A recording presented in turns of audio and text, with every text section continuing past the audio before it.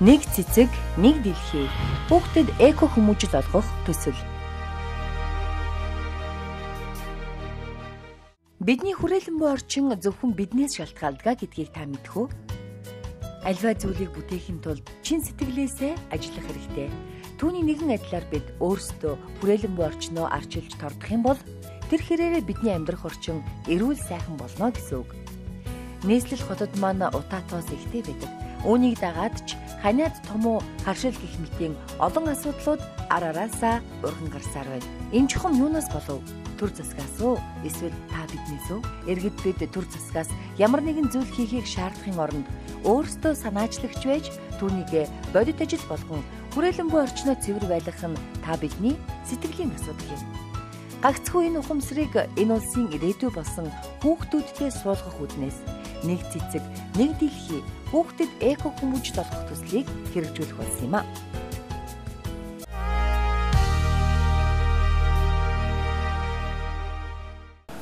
GSA хүрээчүүд бид 2012 онд хэрэгжүүлэх төслөө сонгон шалгаруулах олон саналуудыг оруулсан.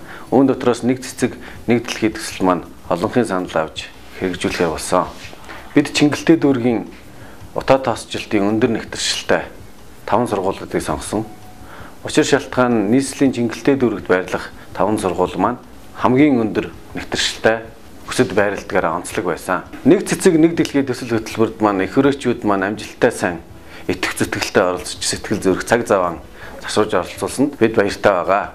Нийт төсөлд хамрагдсан хүүхдүүд маань зуныхаа амралтаар 2500 ширхэг цэцгийг тарж явуулж ирсэн нь тухайн хүүхдүүдэд эко хүмүүжлийг олгох альва зүйлд хариуцлагатай хандах хандлагыг дэвшлүүлсэн байсан.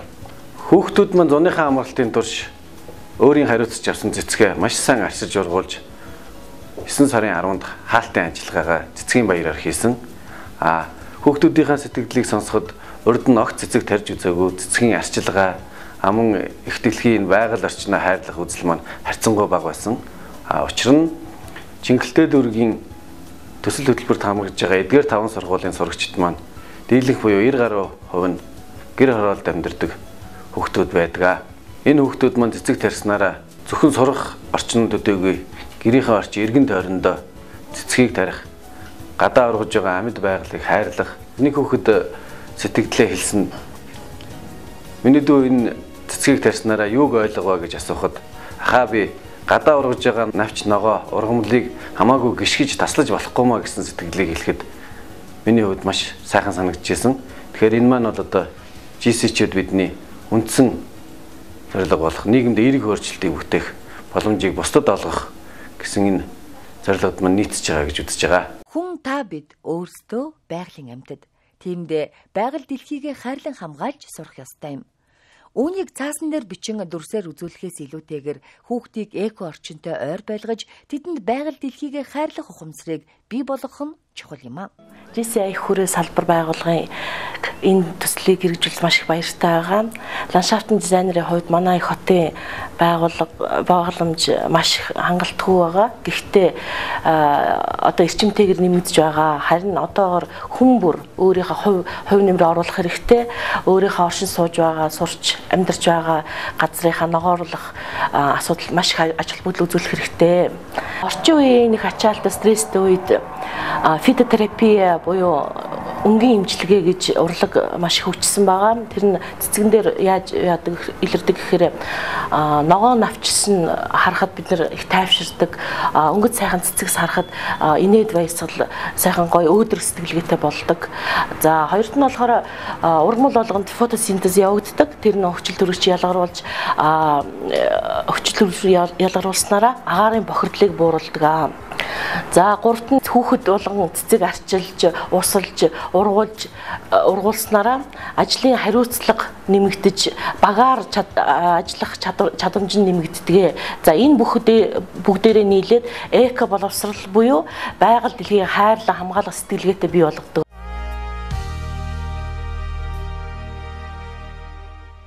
Улаанбаатар хотын хүн амын 60% нь гэр хороололд амьдарч байна.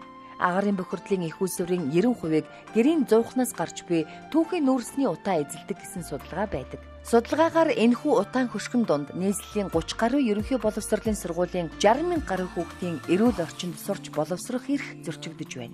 Хэдийгээр дээрх асуудалд төр засаг нийгмийн бусад салбараас анхаарал тавьж байгаач GCI-чуд бид өөрчлөлтийг өөрөөсөө эхэлж болдгийг бага дунд ангийн сурагч дүү нартаа цэцэг тариулж сургах замаар таниулж, улмаар тэдний нийгэмд эерэг өөрчлөлт бүтээж чадах хандлагыг дэмжих зорилго агуулснараа онцлогтой юм а. Энэхүү төсөл нь Улаанбаатар хотын агарын бохирдол хүрэлцэх хэмжээнээс хэд дахин өндөр байгаа голцэгт байрлаж буй 10,000 орчим сурагчидтай Чингэлтэй дүүргийн ерөнхий боловсролын сургуулиудад хэрэгжсэн юм а. Энэхүү төсөлд GCI их хүрээ салбар байгууллага, Хайдан цэцгийн клуб, Чингэлтэй дүүргийн ерөнхий боловсролын 17, 39, 49, 57, 72 дугаар сургуулиуд оролцсон юм. Ерөнхий боловсролын сургуулийн сурагчдын гадна талын талбайг анх загвар байдлаар хийсэн, тогтчулсан. За энэ загвар орчиндөө бас маш олон цэцэг мод тарьж 3 жилийн хугацаанд маш их амжилттай ургуулж байгаа. Энэ маань бас хүүхдүүдийн маань хөдөлмөр за мөн төрийн бус байгууллагын ах эгчний туслаг дэмжлэг байгаа. Нэг цэцэг төслийн хүрээнд 2500 цэцэг тарьж ургуулan байгаль эвдэлхийг хайрлах, хамгаалах хүмүүжлийг цаашид төлөвшүүлэх, эрүүл эко сурах орчин бүрдүүлсэн гэх мэтийн олон ажлууд хийгдсэн юм. Өнөөдөр сэтгэл байгаад хөдөлмөрлөж чадах юм бол ямар ч цэцэг тарьж болно гэдгийг хүүхдүүдэд мэдрүүлэх төслийн гол утга учир байлаа. Энэхүү төслийн хүрээнд хүүхдүүд маань цэцэг тарих ямар сайхан зүйл байдгийг ойлгосны тод жишээ болгон олон сэтгэгдлүүд бичсэний нэгийг одоо та бүхэндээ сонирхуулъя. Би анх цэцгээ авахдаа жоохон дурамжхан авсан л да.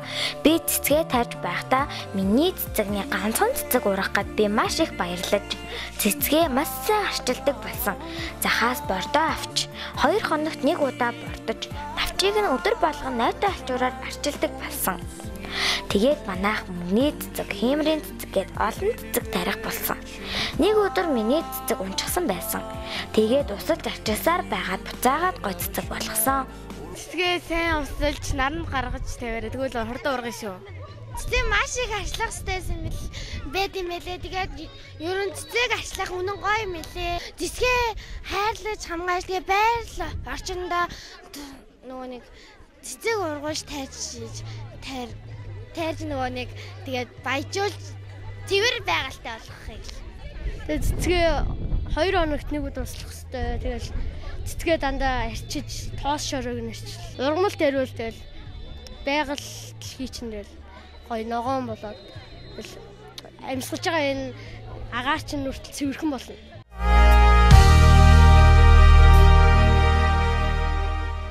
Нэг цэцэг нэг дэлхий төслийг амжилттай хэрэгжүүлж идэвхтэй оролцсон 5 сургуулийн анги хамт олон сургуулийг шалгаруулж урамшуулсан юм а. Мөн үүнээс гадна төслөөс 5 сургууль тус бүрт 500 ширхэг цэцгийн ваартай өрсөлдөө бэлтгэн өгснөөс бидний санаачилсан ажлыг дэмжиж дээрх сургуулиудын төсөлд хамрагдсан нийт хүүхдүүдийн дийлэн хувь нь цэцэг тарж үзээгүй. Цэцэгний талаар ойлголт огт байхгүй байсан хүүхдүүд маань сургуулийн орчин төдийгүй гэрийн орчноо цэцэгжүүлж гэртээ 5-аас 10 хүртэлх цэцгийг тарж ургуулсан нь GCI-чуд бидний гол үзэл болох эерэг өөрчлөлтийг үзүүлсэн.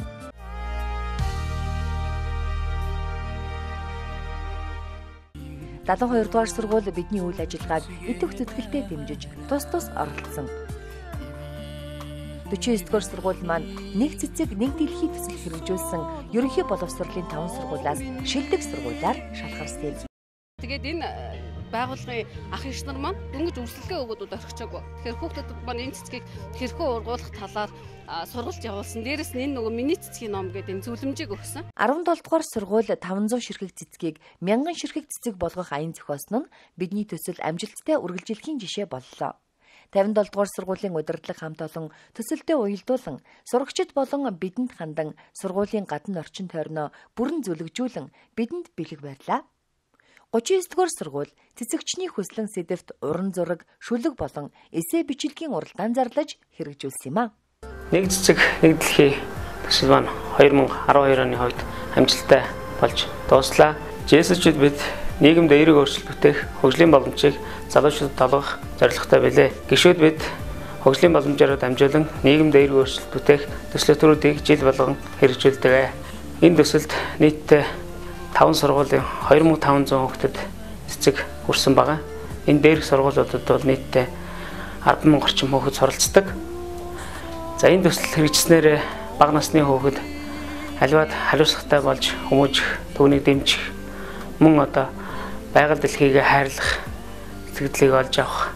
За эрүүл эко орчинд сурж хүмүүжих, бүх нийтээр бага донц боловсрол эзэмших, мөн байгаль орчин доктортой байдлыг хангах нэгдсэн үндэсний байгууллагын зорилтыг хэрэгжүүлсэн гэж үзэж байгаа. За агаарын бохирдол мэдээж тодорхой хэмжээгээр буурна. Нийтдээ нийслэлд 74 ерөнхий улсын сургуулийн 150,000 гаруй хүүхэд сурч хүмүүжиж байна. За энэ төслөө бид цаашид үргэлжлүүлэх учраас эдгээр сургуулиудад бас хэрэгжих, энэ хүүхдүүдэд ийм боломж бас олдох, боломжоор хангах ийм эхлэл тавигдсан. За энэ төсөлд оролцогчид маань мэдлэг дуршлагаа бас залгамж хойж үедээ өвлүүлэх ийм үнд соёл бүрдэнэ гэж үзэж байгаа. Цаашид энэ төслөө доктортой үргэлжлүүлж JSC-д бид маш олон төслөختөрүүдийг нийгэм рүү хандаж хэрэгжүүлэх болно. Нэг цэцэг нэг дэлхий төслийн хүрээнд бага насны хүүхдүүд бидний ирээдүйн хойч үе маань аливаад хариуцлагатай байж нийгэмд эерэг өөрчлөлт гарна гэдэгт JSC-д бид их хүрээчүүд бид итгэж байгаа. Энэ төсөл маань мөн одоо JSC-г олон нийтэд сурчилсан сурчлагаа байлаа гэж бид бас үзэж байгаа.